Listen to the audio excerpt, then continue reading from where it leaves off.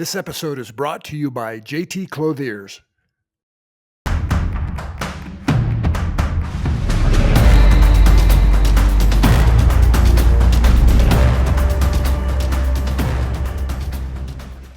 Hi, I'm Chad Hennings, and this is Forces of Character podcast. My heroes have always been those men who have faced tremendous odds and adversity. Yet in spite of all those setbacks, as well as obstacles that were placed before them in their path, they continue to persevere. And they continue to engage in the fight and in their mission. And my guest today, is such a man. Major John Luckadoo served as a B-17 pilot and co-pilot of an aircraft in the 351st Squadron, 100th Bomb Group. 8th Air Force, they were nicknamed the Bloody 100th, and we'll get into that here as to why. He completed his 25 mission tour of duty with the 350th Squadron and returned to the States to finish out his commitment. He's a husband, he's a father, and he is a sprite 103 years old. John, Lucky, welcome. Sir, it is an honor. It is truly an honor for you to be here, and I appreciate your time today. Thank you, Chad. I'm so happy to be with you. Good. Well, I want to give some people perspective here on just what you and your peers faced in the in the 100th Bomb Group. To give people perspective, total casualties lost for the 8th Air Force were 47,000. Fatalities, more than 26,000 deaths. You know, in comparison to the U.S. military reports that there were 58,220 casualties in the whole Vietnam conflict. So that gives a little bit of perspective. An additional 28,000 airmen were taken prisoner. Over half of the total U.S. Army Air Force casualties occurred in the 8th Air Force. 17 Medal of Honor were awarded to the 8th Air Force personnel. There were 220 Distinguished Service Crosses, 850 Silver Stars, 7,000 Purple Hearts, and 46,000 Air Medals. Your group, the 100th Bomb Group, had 732 airmen killed or missing and 177 aircraft lost during 8,630 missions between June of 43 and April of 45. You know, I don't think people can fathom today the amount of loss of life that your generation endured and continued to persevere through that. You were quoted as saying this: "We were young citizen soldiers, terribly naive and gullible about what we would be confronted with in the air war over Europe, and the profound effect it would have upon every fiber of our being for the rest of our lives. We were all afraid, but it was beyond our power to quit." It was beyond our power to quit. You know, what about your upbringing in Chattanooga, Tennessee, in that area, contributed to you having this attitude?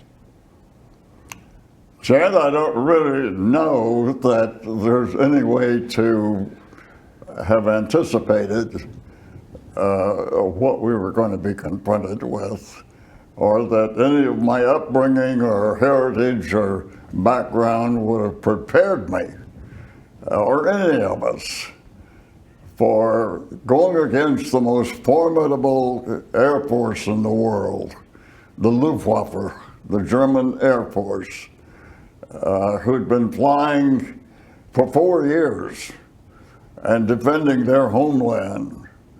And they were professionals. We were just citizen soldiers. And so we were thrown into this conflict to assist the English to turn back the hordes of Third Reich soldiers who were about to invade England. And that would have just been the next step toward coming to our shores.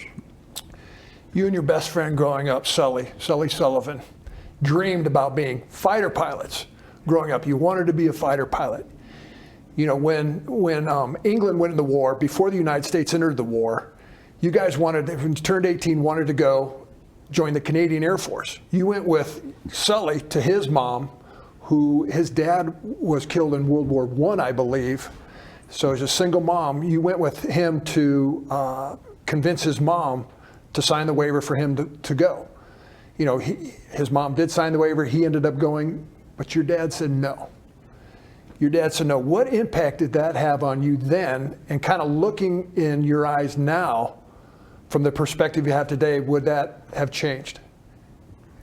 Well, it was fortunate, actually, that my father was adamantly opposed to our going to Canada and flying for the king instead of flying for our own forces.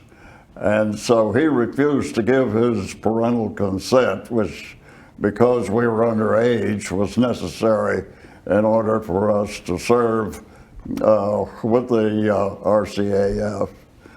But Sully's mother viewed it differently. Sully's father was a submariner in the First World War. And he died a horrible death. He was mustard gassed also. And so Sully really never knew his dad. But he was all his mother had. And for her to have said, well, Sully, if you really honestly believe that this is what you should do, then you have my blessing. And I thought naturally that my folks learning that would probably acquiesce as well. But little did I know that my dad thought it was an idiotic idea, and that it was certainly far beyond our comprehension as to what we were going to be confronted with. And he was right. Yeah, and that just goes to show that in war, it's not just the combatants that suffer, it's those at home that still do too, and empathetic, but it was the courage of Sully's mom to allow him to go and the trust she had in her son to do that. That speaks very admirable for her. Well, you went back to college. Your heart just wasn't in school, education. U.S. ended up, after Pearl Harbor, entering the war. You then go to pilot training.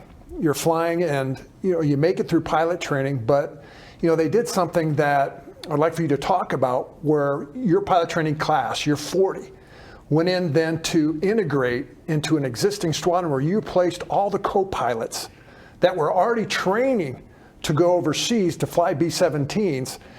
How did you win your crewmates over? You speak to that and the adversity you kind of had faced with your crewmates. Well, that's very curious, because that did not happen to any other group in the entire 8th Air Force. And to this day, we don't know who ordered it or why it was done.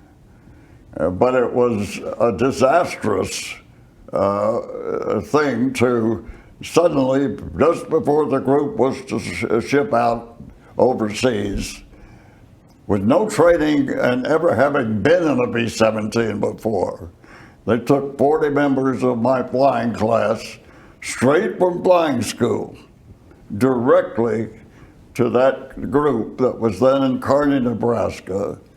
And they'd already been through the 4 months of pre-combat training that was necessary in order to go overseas as a unit.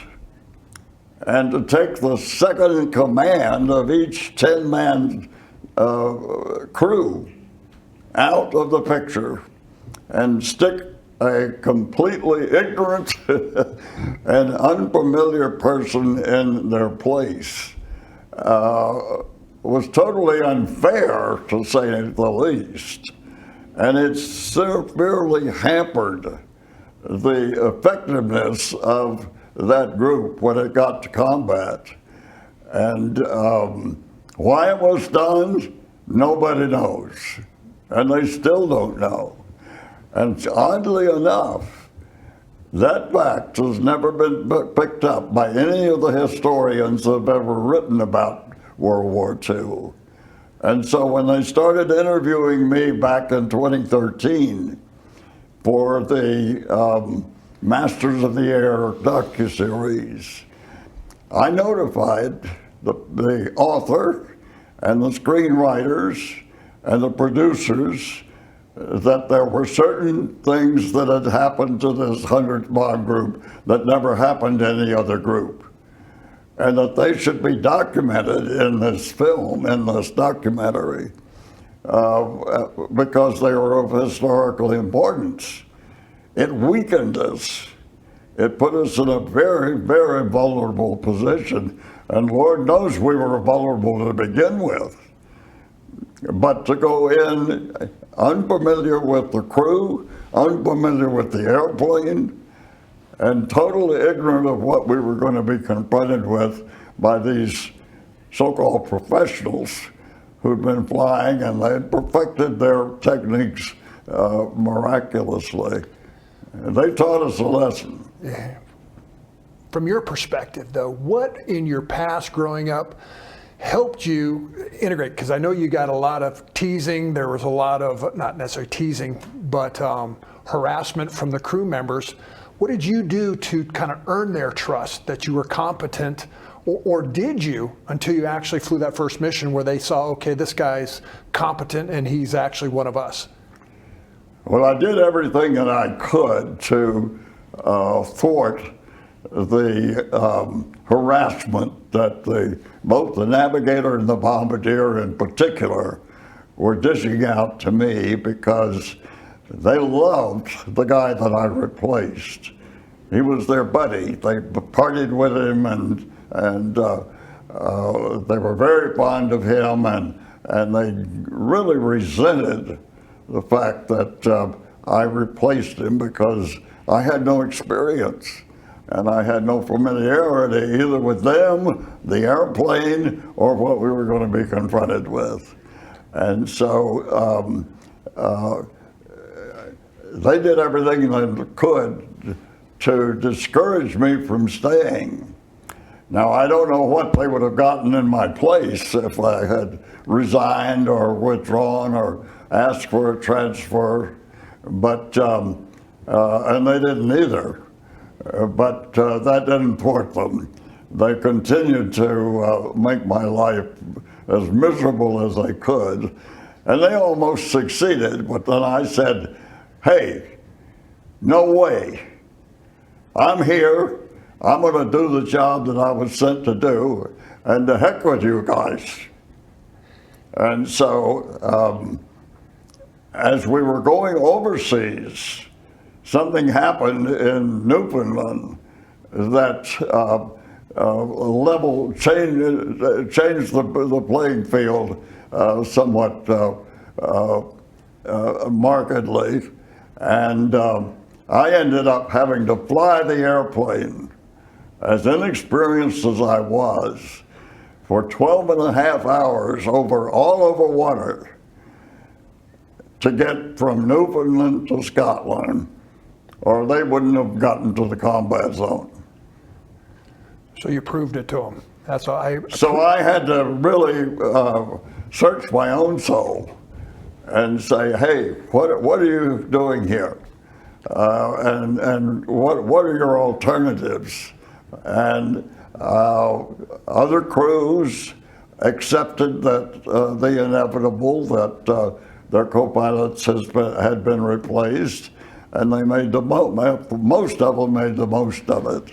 You know, that your grit and determination remind me of another story previous to this, and during your pilot training experience, where you almost washed out, but you had an individual that, you know, kind of showed you how to fly the plane. Just talk to that about where you're at your wit's end then, but that light bulb went on and you were able to figure it out. Maybe you want to just share that story. Well, when I got to basic, we were transitioning from the old Stearman Yellow Peril, the biplane that we learned to fly in primary training, to the BT-13, which was a low-wing metal airplane with fixed landing gear, but it had a lot more sophistication and it was twice as powerful as what we had been trained on. And I was unfortunately a student of a West Pointer who this was his first class, and he couldn't fly the airplane worth a darn. And here he was trying to teach us. And the rule was that if after 10 or 12 hours of dual training, you could not handle the airplane, you were washed out. And you either became a navigator or a bombardier, or you went to the infantry or some other type of service because you weren't a pilot. I was approaching about 10 hours with this guy, and I hadn't learned anything. I couldn't because he didn't know how to teach, and he didn't know himself. But they said, well, and I was captain of my cadet class. And they also had civilian instructors in the school in Sumter, South Carolina at Shaw Field. There happened to be a civilian there who had over 6,000 hours in a BT-13. And he could make it stand on its tail. He could do anything with it. And they were in a pilot, in an instructor's meeting, and they said, well, we're about to wash Luckadoo out because he can't handle the airplane. And this fellow, whose name was Blackman, they called him Blackie, said, well, hey, you give him to me for 30 minutes, and if I can't solo him, wash him out. But it would be a bad morale factor for the captain of the class to be washed out. So everybody agreed that they would allow that, and they did. And he took me up, and in 30 minutes, showed me how to fly the airplane. And it flew, and I flew it instead of it flying me. Amen. Yeah. Which was a quantum leap. And we went out to an auxiliary field, and he had me land it, and he got out on the wing, and he said, now I'm going to go over and sit under that tree and smoke a cigarette. And if you can take this airplane up, take it off, fly it around the pattern, and land it 3 times without killing yourself, you're good to go. So off he went, and I managed to, from what he had taught me, and I learned more in 30 minutes than I had in 10 hours with this other guy. I managed to do that, and he came back and got in the airplane. He said, fly back to the base. So we flew back to the base, and without saying anything, he gets out and starts walking into the pilot's ready room and gets to the door and turns around and he says, Thumbs up. So that's how I got my wings. Otherwise, I would have been cashiered. I love the golden age of aviation. What you just said, that would never happen today, of course, but I kind of feel the same way about those West Point grads. We've got a few in the audience here too, but all kidding, guys. You're now in England, Thorn Abbotts. You're flying your first combat missions. The conditions you flew in were primitive, nonetheless, compared to especially what we flew, the conditions we flew in. I'm talking just within the cockpit itself, the technology, non-pressurized cabins, the extreme cold.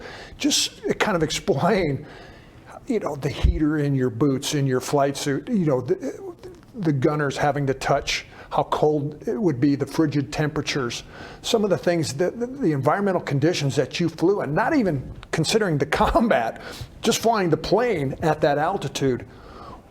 Describe to some of the people that have never probably have heard these stories before, what you guys went through just from a physical deprivation standpoint.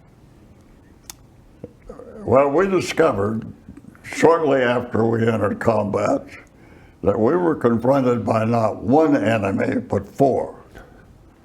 And they all started with F. The first were their fighters. They were the best in the world, and the pilots knew how to use them, and did so very effectively. The second was the flak, the anti-aircraft fire that they could throw up from the ground, because we were going out in mass formation, unpressurized, which meant that above 10,000 feet, we had to be on supplemental oxygen or we couldn't survive. And the third was fear. We were really scared. If you said you weren't, you were lying. And the last and not the least was the freezing cold that high altitude produced, minus 50 to 60 degrees below zero. And being unpressurized, we couldn't put on enough protective gear to thwart that cold, and we had to endure that for 5 or 6 hours, often on a mission. And it really seriously impacted our ability to function.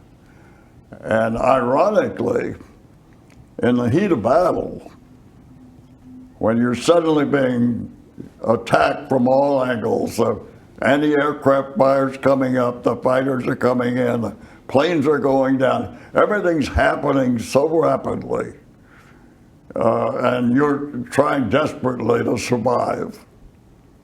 You suddenly find that you're perspiring profusely, even though it's that bitter cold. And that perspiration freezes instantly at that altitude under those conditions and blocks the flow of oxygen to your nose. So you're having to break up the ice crystals with one hand and fly the airplane with the other. It was really such a phenomenon that we had never encountered before. And our waist gunners, who had to stand in an open window in the body of the airplane manning a gun with that cold wind hitting them, how they withstood that, I never have been able to fathom. But if they removed their gloves to clear their guns or anything, their fingers could actually self-amputate to the knuckles. And there wouldn't be any pain, there wouldn't be any blood, there wouldn't be any consciousness of what had happened till they saw their fingers lying on the floor. Unfathomable.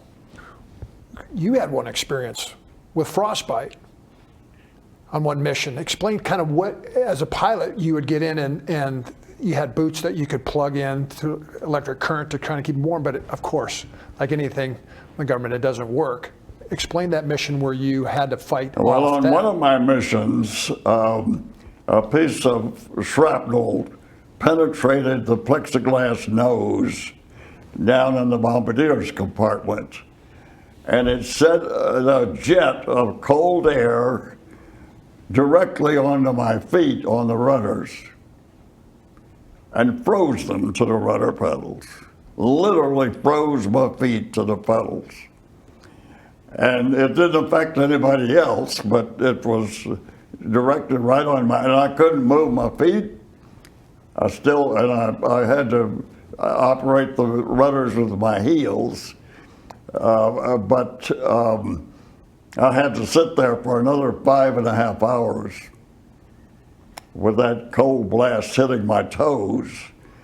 And when we landed, I couldn't get out. I couldn't stand up. And they had to chip me loose and send me up to the hospital for about 8 days. And so the crew went on. They were intent on finishing their tour as quickly as they could. And so I didn't finish up when they did. But that was about my 15th or 16th mission. when that happened. But I did lose some combat time because of it. And fortunately, the doctors knew how to treat frostbite. And they had about half their patients in the hospital Were from frostbite. due to frostbite. And that was, rather than war wounds, that was a real danger for us to have to contend with. But fortunately, they packed my feet in ice and then gradually brought them back to normal temperature, or I would have lost them. Lost your feet, lost your toes, etc. That's amazing. And 20 years after I was married, my wife said to me one time, "Lucky, do you know you twitch your toes all night long?" And I said, "What do you mean?" "I'm sorry I'm disturbing your sleep." And said, No, but I just wondered if you were aware that your toes twitch all night long." So even at that late date, I was still trying to keep the circulation going. That's great. That's actually a great time. We're going to take a quick break and we'll be right back. For over 50 years, JT Clothiers has been a respected family-owned clothing store for men and ladies in Denton, Texas. Whether you're looking for the perfect suit, an elegant top, or unique accessories, JT's offers a personalized shopping experience. The staff not only remembers your name, but also takes the time to understand your style, ensuring you always walk out with something you love. JT Clothiers carries world-class brands from around the globe, bringing you the best in fashion from far and wide. Whether you're shopping for work, play, or something in between, they got you covered.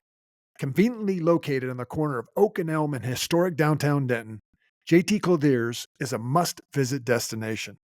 Stop by, support local, and let them know you came from Forces of Character podcast to receive 10% off your first purchase. Head over to JT Clothiers today, where timeless style meets personalized service. Okay, we're back. Lucky, I'm glad you still have your toes. That's awesome. But you mentioned kind of getting set back with your crew, and your pilot that you went over with, he made kind of with the goal decision. He wanted to get his 25 done as quickly as possible and get home. And ultimately, they were able to accomplish that. You said you got set back because of the frostbite in your toes, but you also got set back under one other circumstance. And one of the things that you discussed about in your book was someone in the higher up in your chain of command decided to have the co-pilot and the lead plane serve as a tail gunner to observe the flight, the group, to make sure, mission accomplished, did we drop bombs on target, who fell out, etc. And these were, which you flew as one mission anyway, as a tail gunner, no experience shooting a 50 cal, no experience of how to even lead, with the Messerschmitt coming rolling in on you. Just explain that scenario and how you were able to persevere and standing up for principle, which you did in this case. Well, that was really a turning point in my combat career, because when they sent me back to the tail, when our crew led the formation, and a command pilot took my place in the right seat. I'd never fired a 50 caliber in my life. The gunners had to clean the barrels and load the guns. There were twin 50s in the tail, and the tail gunner sat on a little bicycle seat with his legs tucked under him. And I could not withstand that for more than about 15 minutes. So I had to put my legs out in front of me. And the only thing that separated me from the outside was a canvas boot that was around the guns that allowed them to rotate. And I almost got my feet frostbitten from that too. But that was most uncomfortable. But being so ignorant about how to handle a 50 caliber machine gun, when we came under attack, which we certainly did, I just bore down on the triggers and was spraying lead all over the sky. Of course, if I hit anything, it was accidental. If you hold the triggers down more than 3 seconds, the barrels burn up and the gun seizes. Well, I froze up both barrels like that. So the whole mission, I sat there like a knot on a log. And I got back and landed, and I said, that's the stupidest thing anybody ever dreamed up, is to put a pilot in the tail with no gunner experience. And I'm not going to do it again. You can have my wings, you can court-martial me, you can do whatever you have to do, but I'm not flying in the tail again. And they said, all right, you'll have to sit on the ground when your crew leads. And so I missed more missions from their repertoire than they did because of that. So I sat on the ground and sweated them out when they went out without me. How did that impact, the other crews, other co-pilots? Did anybody else sit out like you did? I mean, you stood on principle on that. They not only sat out or refused to fly in that position as I did, a few of them, but most of them were killed back there. We lost a lot of co-pilots flying in the tail gun position. Yeah, I mean, because they didn't know what they were doing, and they were very vulnerable. It doesn't compute today. I mean, you're trained to do one specific task in your role and put you in a total different role where you're incompetent and you're putting not only yourself but your crew at risk. I mean, today it's crazy. But Chad, that's military intelligence. Yeah, exactly. You fell out of sync with your crew. Your crew that you went over with eventually got their 25 missions. They rotated home. You then supplemented into other crews, became a pilot, and then as a lieutenant. Second lieutenant, you got tasked to be an ops officer. Correct. Thus giving orders to majors, captains, etc. Tell us about that experience as a junior officer. Well, I was on the first mission of Black Week, which began on October the 8th of 1943. And it was to Bremen. And it was the worst mission that I flew. And it's the first chapter in my book. That's how the author that collaborated with me started the book, was on that mission. The 100th Bomb Group put up 18 airplanes that day. We got back, we lost 12 out of the 18 on the bomb run. Like that. The plane directly in front of me, the pilot was on his 24th mission, and with him in the command pilot position was the operations officer of the 351st Squadron. And for the first time, we saw the Germans flying through their own flak. They never did that before.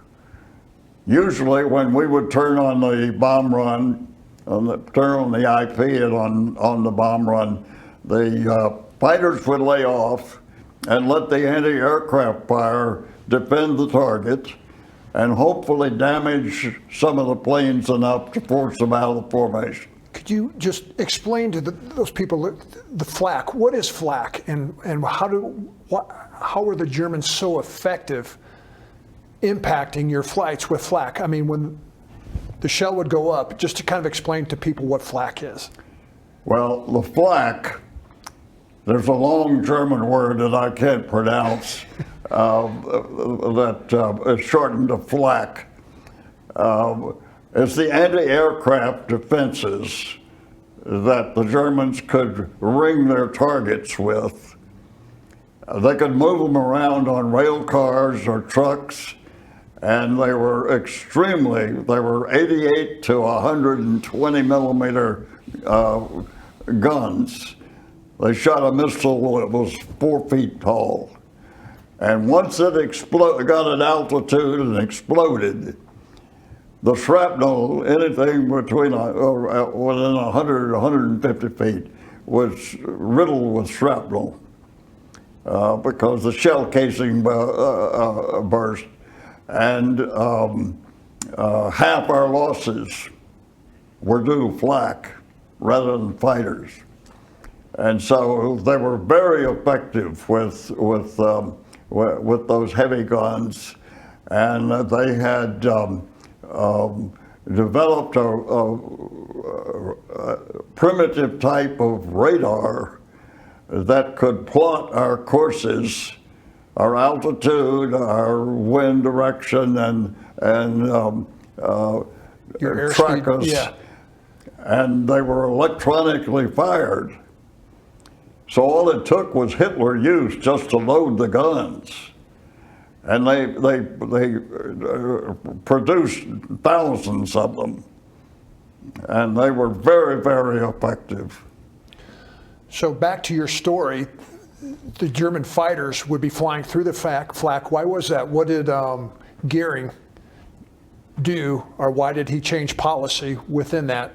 The German fighters fly through that? Well, General LeMay became very concerned that our losses were so heavy due to the flak. And he was aware that some of our pilots were trying to take evasive action while in formation, which was highly dangerous. And he said, it's ineffective. Forget it. You can't do anything about the flak. It's beyond your control. You just fly straight and level and concentrate on dropping the bomb on the target. And that was more successful than our trying to evade, because if you zigged instead of zagged, you know, you might fly into it just as well as away from it. Explain, you know, when you're flying in that box formation, how close are you? Say there's, you mentioned 18 bombers going over Bremen, but sometimes there would be hundreds of aircraft in different groups going over. How close were you to the next B-17 over to you? Just kind of explain how you flew in the formations to have the gunners protect each other when flying a mission. Well, our formations were, we had a flight of 3 airplanes, which was an element. You had a lead plane, you had a right wingman and a left wingman. And each of the wingmen would fly at a different altitude. One would fly slightly above the leader, and one would fly slightly below. And that separation would be only 10 feet or so. But side to side, but as you stacked, let me back up. There were 2 elements to each squadron. The lead element and the following element, and it was either down below or slightly higher. So as you stacked up through the entire formation of 3 squadrons per group, that was 1,000 feet of altitude. So we flew at slightly a different altitude so that if we had any side slip, we wouldn't be apt to run into one of our airplanes in our formation. However, gunners who are tracking incoming fighters would often stitch right through one of the wingmen because there were no stops and and he was so concentrated on trying to lead the incoming fighter that we lost some inevitably from friendly fire. You know, the head of the German Luftwaffe, Hermann Goering, had, because, you know, he had told Hitler that the Luftwaffe would be able to protect interior bombing from the Americans, from the Brits. That's why he placed pressure on the German Luftwaffe pilots to essentially be almost kamikazes before the kamikazes were kamikazes in the Western theater in Japan. Yep. That's why these Luftwaffe pilots were flying through the flak, flying directly into sometimes B-17s, taking direct hits, not even shooting, just flying their aircraft into them. That's another thing that you were facing at this point in time, why you're eventually telling your story how you became an ops officer. If you want to pick it up after that, with that plane then going down. Well, this plane directly in front of me was rammed by an FW-190, and his wingman flew across my plane and scraped my top turret as he went across and impacted my right wingman, and they blew up. But when I saw this plane in front of me go down due to this kamikaze act on the part of the leader, when I got back, in the debriefing, I reported that when the squadron commander asked me where the ops officer was, I said, well, he's not coming back because I saw them explode due to a ramming. And he said, all right, then you are the new ops officer. And as you mentioned, I was still a second lieutenant at that stage.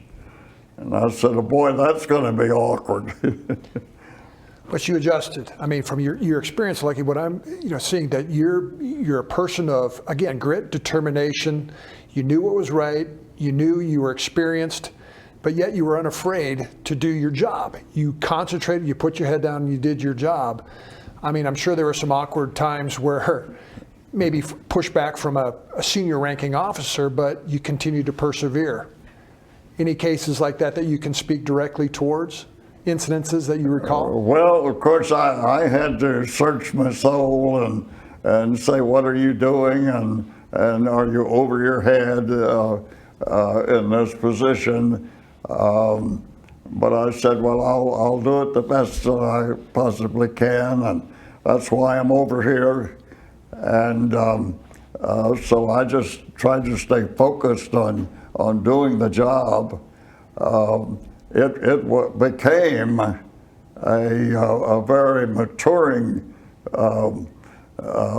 process, because even at that, I was 21 years old then, and at that tender age, you are the chaplain, you're the commander, you're the engineer, you have to be concerned with all of the armament and the airplanes and the crews, but one of your primary jobs is to evaluate the pliability over time of each of the crews.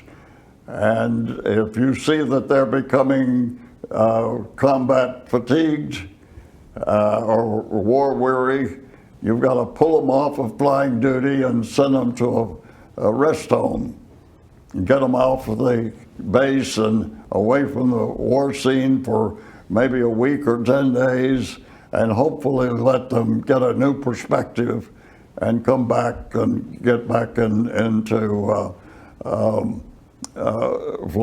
flying missions. Some were able to do that, and some were not.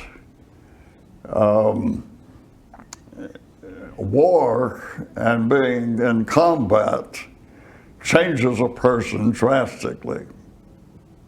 Nobody goes to war and comes back the same person. It affects your soul, your spirit, your mentality, your spirituality, every aspect of your being. And you can't ignore that. And that changes you as a personality. I want to go back to your best friend, Sully. You ended up connecting with him over in England. You had some time off. You went down to London, had a heck of a good time with him, hooting and hollering and kind of lighting your hair, as we used to say as fighter pilot, light your hair on fire and just get after it. You had went back to your base. You had said that, hey, we're going to, let's connect. You ended up taking a B-17 that you were checking out now to see if it was crew worthy. You wanted to fly to his base. You flew to his base, and you saw the wreckage on the runway. Why don't you kind of explain a little bit about that experience, how you found your friend? Well, Sully had come up to my base in a Spitfire, and I took him up in a B-17, show him what a bomber crew had to go through, and put him in the pilot seats, and he got the controls, and he looked up at me and he said, "Hey, Buster, this ain't flying." And I said, "You're nothing but a truck driver." And I said, "Well, Sully, we need truck drivers in this war too." And he said, "I'll tell you what, let's land and you fly my Spit, and you'll learn what flying is all about." And I said, "Oh, that'd be stupid. I'd kill myself." No, it's a piece of cake." So, and irony, we landed, and he gets up on the wing and points out the instruments and the controls and gives me the flying speed, takeoff speed and throttle settings and the like. And he said, "Take her up." Foolishly, I did. And nearly crumped, because the difference between flying a stick and rudder and a bomber with 9 other lives on your shoulders is night and day. And I managed to get it down without killing myself. And he said, "Well, you've got to come down to my base and visit me." And so it was a month or 6 weeks afterwards that I was checking out an airplane, and his base was only about 40 miles away. And so I managed to squeeze a B-17 in, because their runways were at a fighter field were only half as long as ours. But I have to step back. He had been transitioned from the Spitfire to a vicious British airplane called the Hawker Typhoon. And it was twice as fast as a Spit, and it had a terrible torque, which meant that it pulled the aircraft off to the side as you were full power trying to take off. And you had to keep full opposite rudder just to keep it on the going straight. And I landed, and as I landed, I saw this smoking wreckage beside the runway. And I thought, well, some poor guy bought the farm. And I taxied up to the control tower, and the officer of the day came out and said, "Yank, what are you doing here? Are you out of fuel, out of petrol? You lost?" And I said, "No, I'm just on a social call to say hello to my best friend, Flight Lieutenant Sullivan. Would you kindly show me to his quarters, and I've got to get back to my base." He said, No, you've got to see the CO.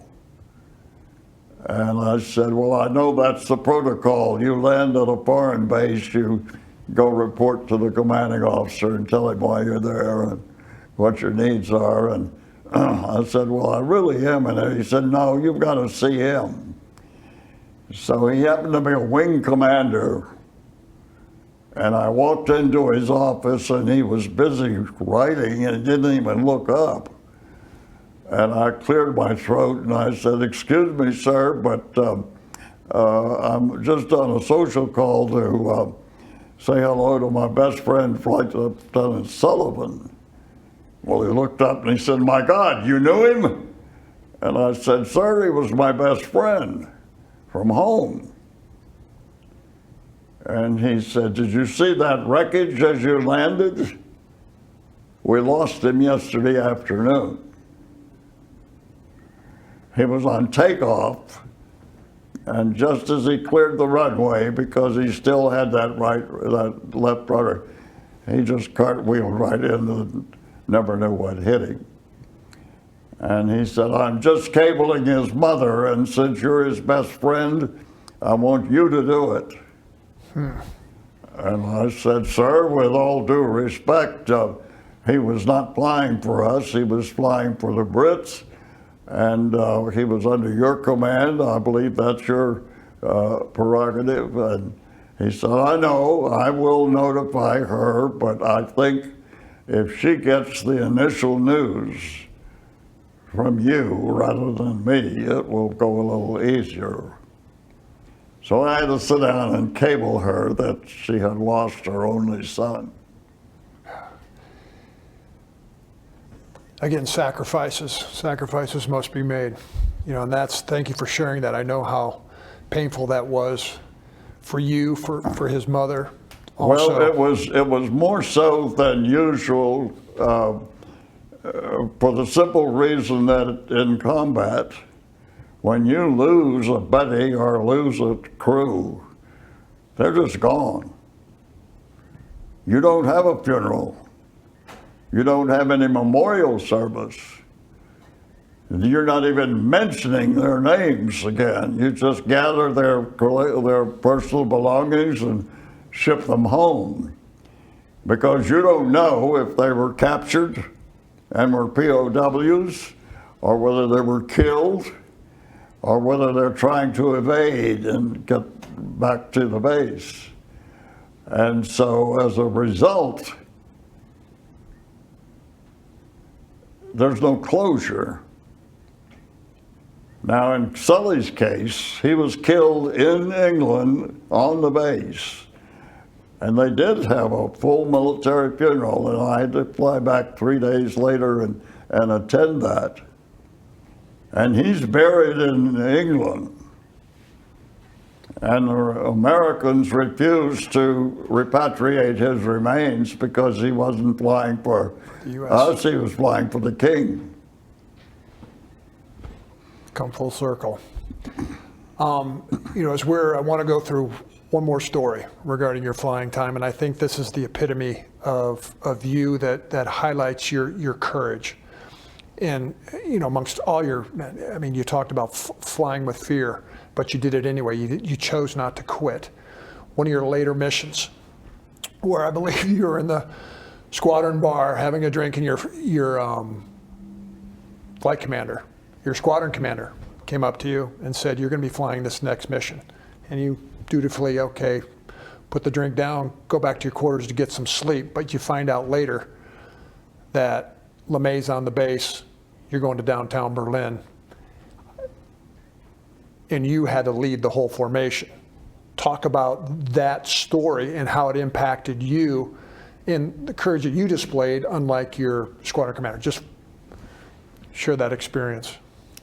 Well, that was a game changer.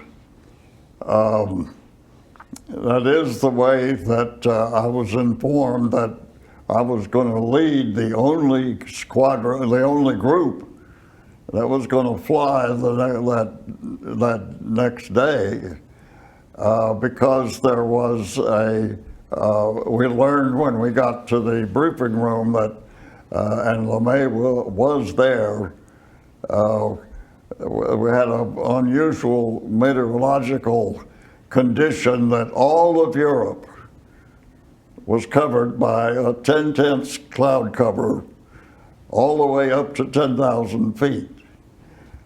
And that instead of flying in formation with other groups, we were going out as only a single group with no fighter escort.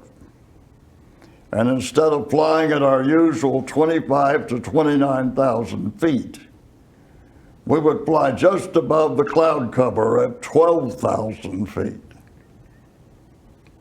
And on turning on the bomb run, our target was Berlin. And turning on the bomb run, we were to dive through the clouds and pick up about 10 miles an hour in airspeed and supposedly throw all the anti-aircraft fire off, break out in the clear at 6,000 feet over the Reichstag and bomb the Reichstag at high noon. And LeMay says, gentlemen, I've pointed my entire military career toward leading this kind of mission. But General Arnold has forbidden me to get in an airplane today, or he'd court-martial me. But I have to tell you, in all honesty, if we only get one airplane over the target, it'll be a success. So I looked across the room at the squadron commander and I said, you knew what this mission was. And you're putting me, you're supposed to fly it, and you're putting me in that position. But I'm going to tell you something. I'm coming back. And when I do, if I see your ugly face, I will kill you. Well, that's rank insubordination in the military. But if he court-martialed me, he had to fly the mission. So he didn't say a word. He just slunk off to the corner.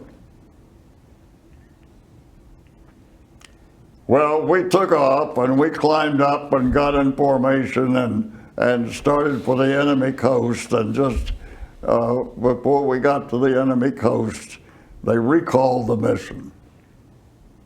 They scrubbed it.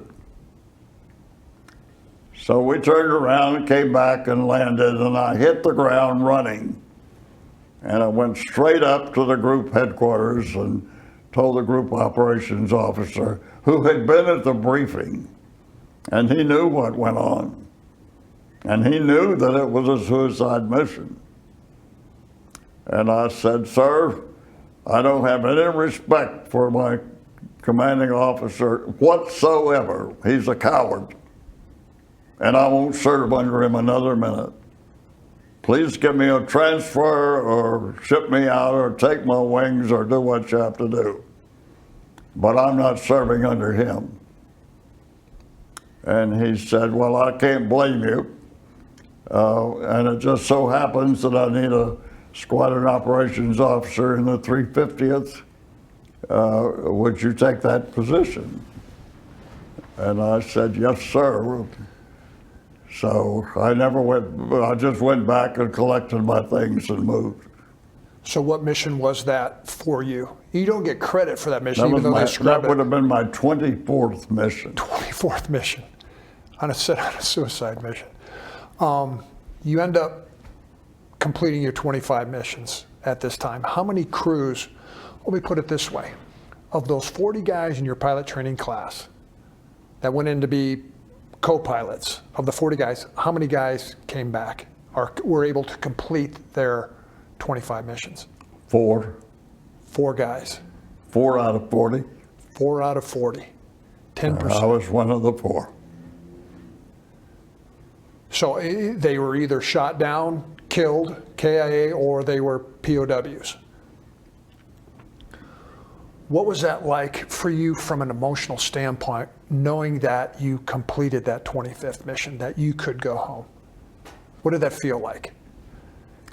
Well, at the time, to be honest about it, I wouldn't allow myself to think about the odds because I knew if I did, I'd lose it.